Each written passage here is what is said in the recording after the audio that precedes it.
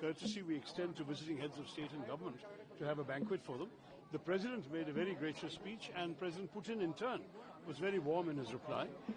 There were a large number of Russians, I think, selection from their delegation who were present, and there were a number of senior Indian officials.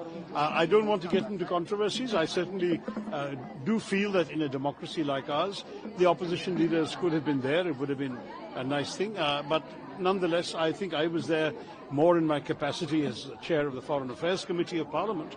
And I must say I had some interesting conversations. I'll leave it there. That's all it was. Your own party people actually don't seem very happy that you visited there and others. I think they've spoken, and I don't want to, as I say, wade into a controversy. I do regret that some of them were not invited. It's a shame that happened. But as far as I'm concerned, I did not think it would be appropriate to reject an invitation from my Rashtrapati to attend a banquet in honor of a foreign president when I have a job that entails my involvement in foreign affairs issues. That's all. Thank you. I really don't want to go on about this. Thank you. Thanks. 2 minutes are up. A very important private bill. Sir, you raised a very important private bill in Lok Sabha, that is marital rape. The country has debated a lot over it, yet why do you think that this should be debated? No, because the fact is that women are frankly victims of what is essentially violence. It has nothing to do with marital love, or it's often the infliction of assault.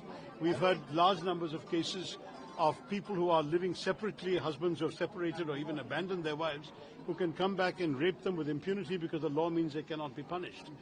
All of these things have been created as a result of a very old-fashioned patriarchal attitude, which we need to overcome in a modern society. I believe we do need to give women the right to be able to protect their own bodily autonomy, their own agency, to say no when they mean no. And certainly, in this particular case, it is merely a question of striking an exception from the law. Rape in our country is illegal, and rape is defined very strictly. The only exception written in the law is for husbands.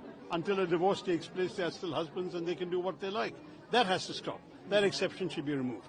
And then, in a marriage, normally sex takes place out of love. It does not take place out of violence. Violence is what rape is about. It's not about love. But sir, final question that the Prime Minister gifted Srimad Bhagavad Gita to President Putin, and Mr. H.D. Kumaraswamy, who is a former Union Minister, he recommended that this should be added in the educational curriculum. But here in our Chief Minister calls it a Manuvad. How would you react? Because I have heard a lot of time talking about... No. When I published the great Indian novel in 1989, which was a satirical retelling of the Mahabharata, I already made the point that because we're studying in English medium doesn't mean we should not know our epics. I think there's no problem in reading in our school days the Mahabharata, the Ramayana and so on, and the Gita is very much a part of our ancient civilization and history. To give it in Russian means conveying to another culture some of the essential lessons that we have learned from our civilizational heritage and spiritual heritage. I see absolutely nothing wrong in that. It's not an attempt to convert Mr. Putin to Hinduism. It's a way of just showing him something that he can understand in his language. It's a fine gesture because it reflects what we are. If you look at Mr. Modi's gifts that were publicized in the papers, that was only 1 out of 7 or 8 gifts. And there were very many other things, from Assam tea to silver objects, handicrafts and so on. So we are giving aspects of our culture to a foreign visitor.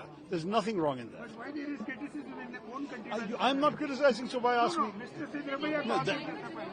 End now, basically, because there's so much of language going on everywhere rather than progressive development. Do you think it's high time we end the language war now? No, as far as I'm concerned, all languages have a place in our culture. We are a multilingual country, and I think we should celebrate every Indian language, give it pride of place, including English as an Indian language. Thank you all very much. మరిన్ని trending వీడియోల కోసం news 18 Telugu YouTube channel ను subscribe చేసుకోండి.